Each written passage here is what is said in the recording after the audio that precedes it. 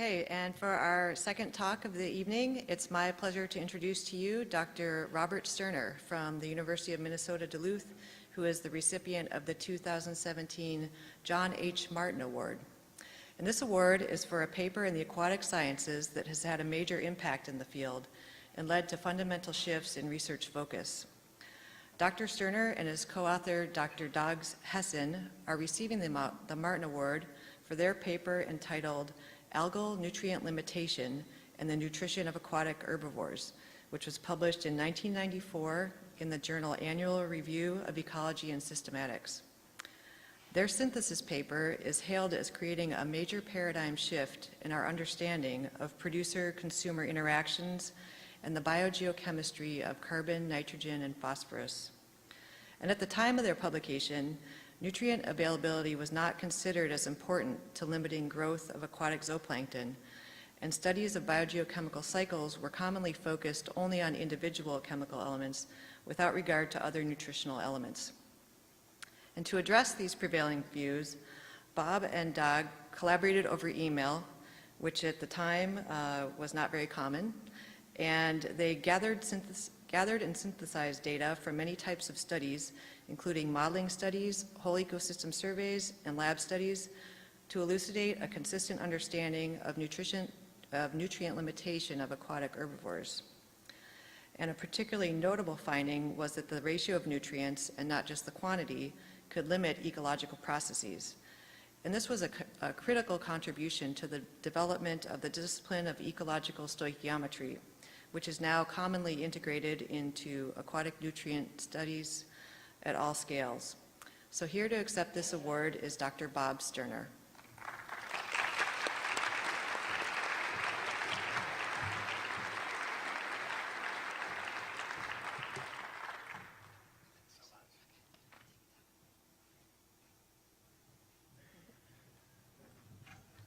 Good evening, everyone. Thanks, Kim. Thanks for that great talk, Caroline. That was really inspiring. Those practical tips on how to work with students who are hard of hearing. That's really enjoyable. So I'm here to sort of walk down memory lane a little bit with you tonight to talk about this paper that Dag and I wrote. And Dag is sorry he can't be here tonight to help me receive this award from all of you. The Martin Award is especially appropriate, I think, for thinking about the paper that Dag and I wrote, because John Martin really had a stoichiometric message. You know, he's most famous for his work linking trace levels of iron to global carbon cycles and the carbon cycling of the Southern Ocean. And it's really all about stoichiometry, and the way I'd like to put that tonight is that a tiny bit of iron can leverage a huge amount of carbon. And so to have Dag and I associated with John Martin in this is very meaningful to me. There's Dag and the title page of our paper.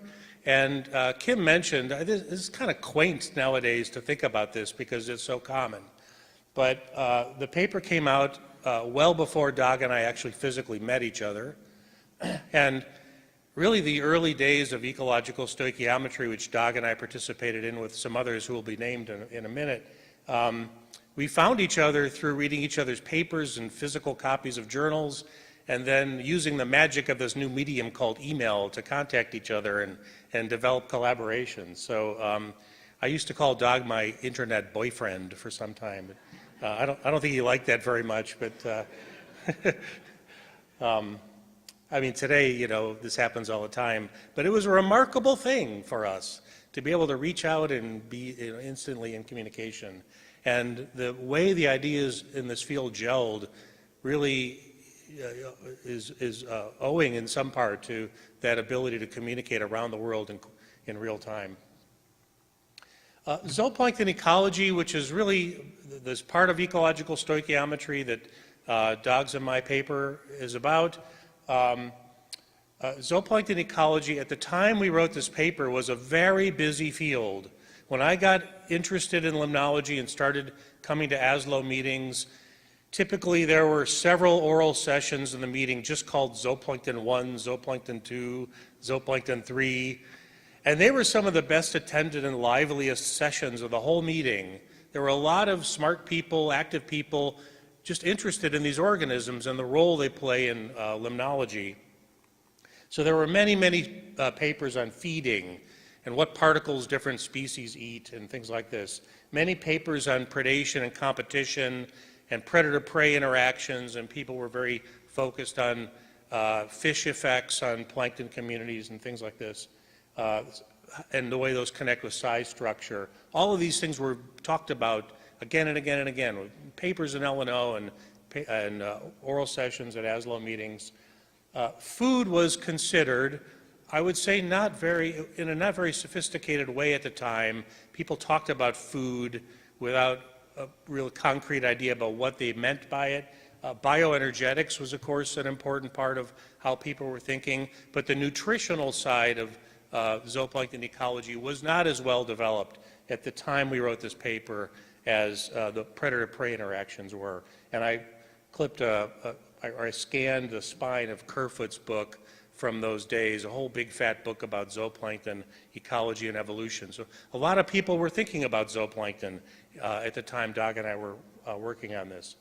We could go back to some deeper foundations of sort of where these ideas came from, and I would point to these two things especially. On the left, of course, you can't read that, but the left is a diagram from a 1986 paper by Reiners, where he talked about complementary models for ecosystems and how different elements can come together in a stoichiometric way, and how evolution shapes these interactions, for example, by creating structural material versus protoplasm and things like that. Reiners really laid out a roadmap for the field in an impressive way very early on.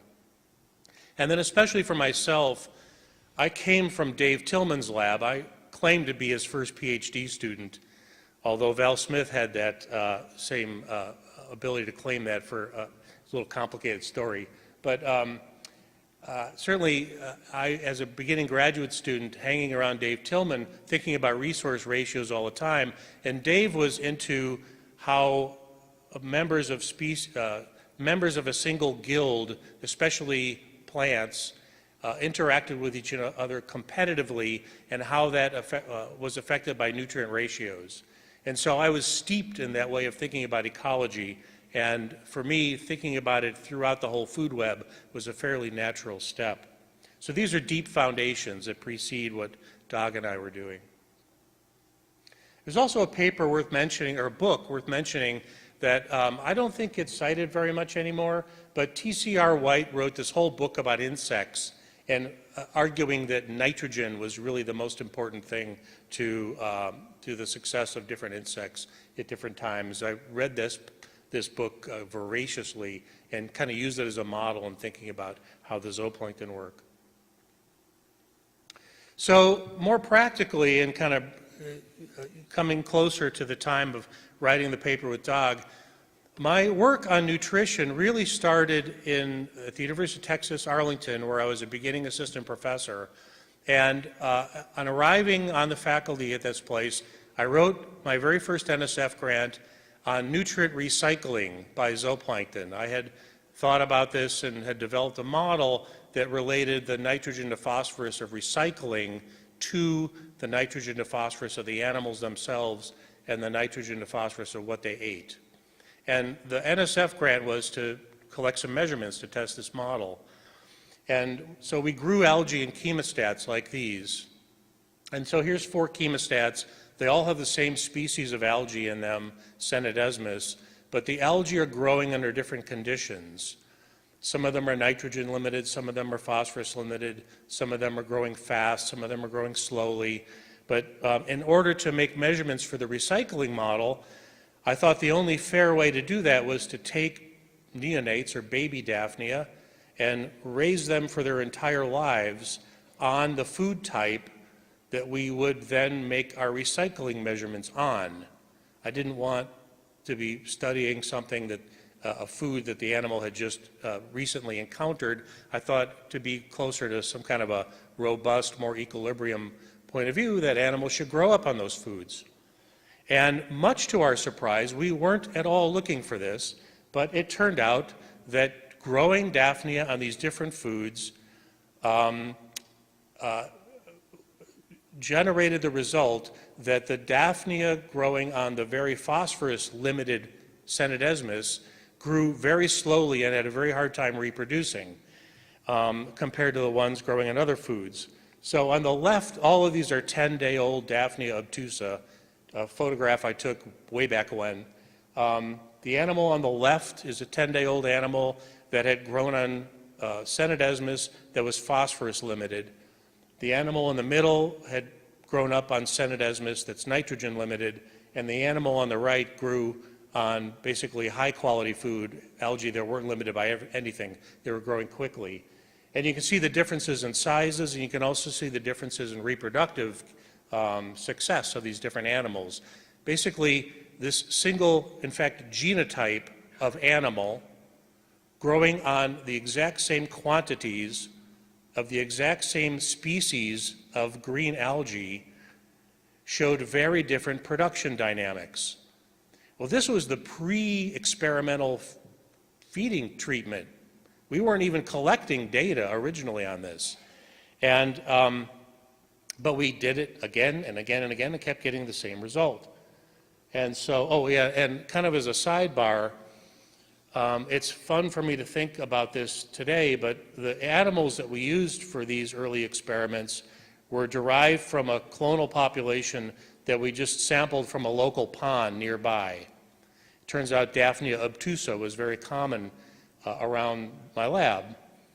And only much later did we learn that Daphnia obtusa, the animal that we started with, is a very high phosphorus daphnid, and turned out to be one of the more sensitive ones to these growth treatments. So if by some chance we had just taken a different species of Daphnia, these results would not have been as extreme, and we may not have been as sort of prone to follow up on them. So that was pure luck. So before even getting around to the studies that NSF had funded me to do, we had this issue on our hands, which was these animals, which everyone seemed to be studying, seemed to care a lot about phosphorus. And I had taken limnology, and I had learned that phosphorus was scarce. Phosphorus was the driving factor controlling how ecosystems looked. And so somehow I'm faced with this well-studied system dealing with an element that it seemed limnologists had been looking at for years and years and years.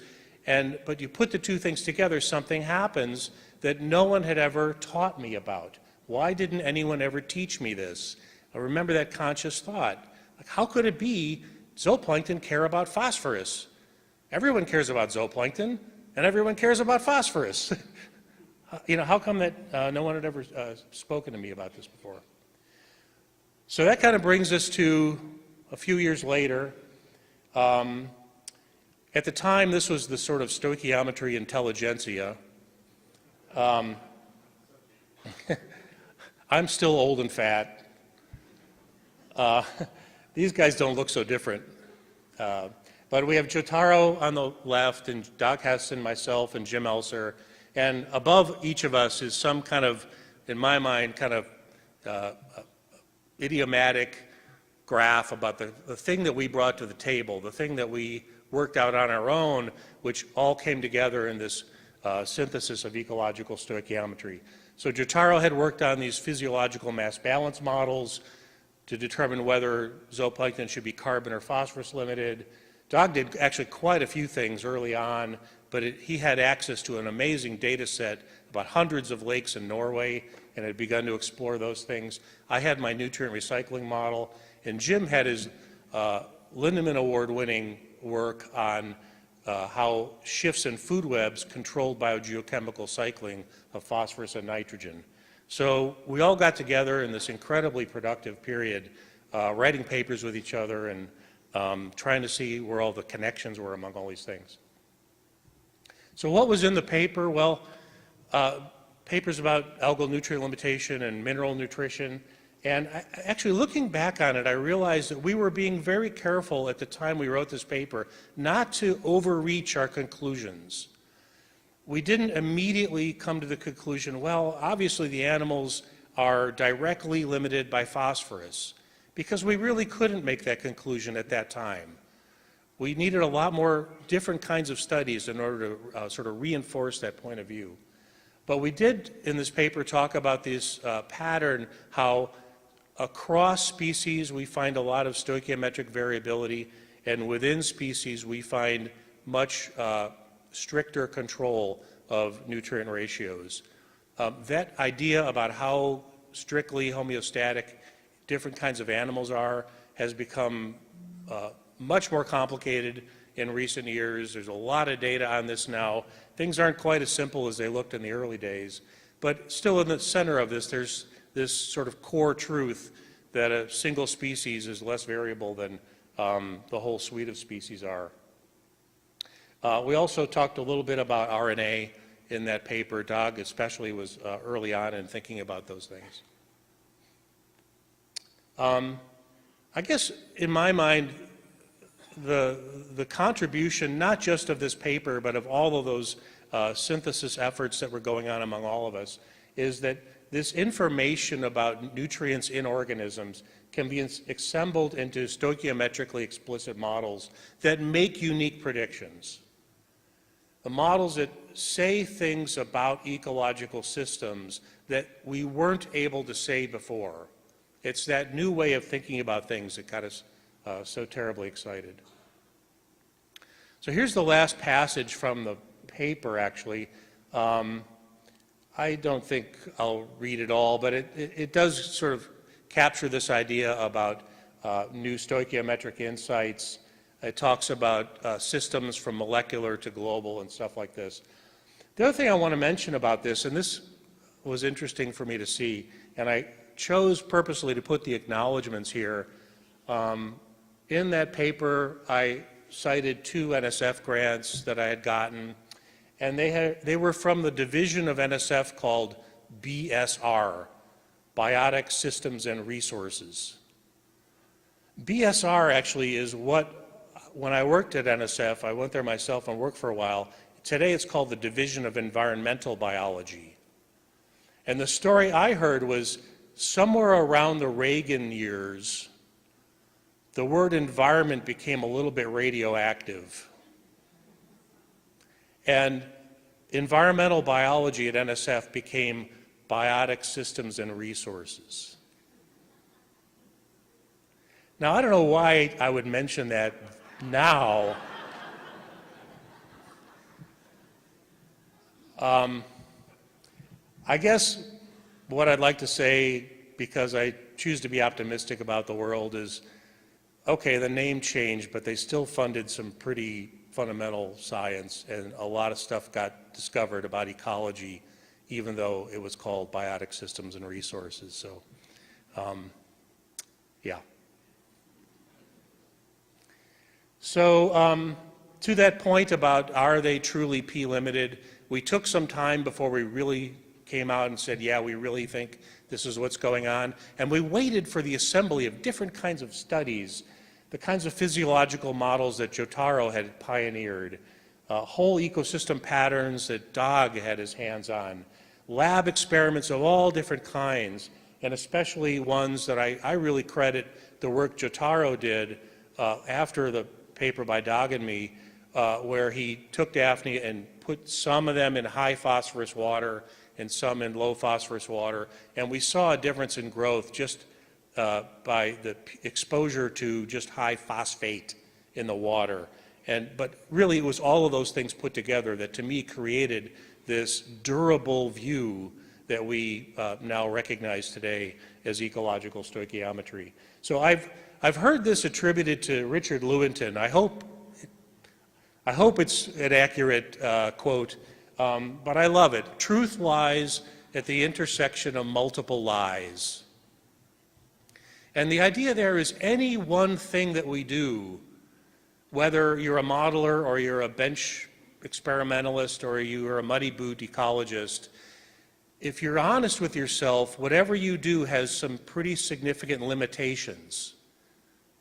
And it is when we combine multiple kinds of perspectives and they're all pointing at the same thing, the same sort of self-consistent explanation, that's, I think, when we build really, truly long-lasting ecology. And it's been a real pleasure and proud moment for me to be part of some of that.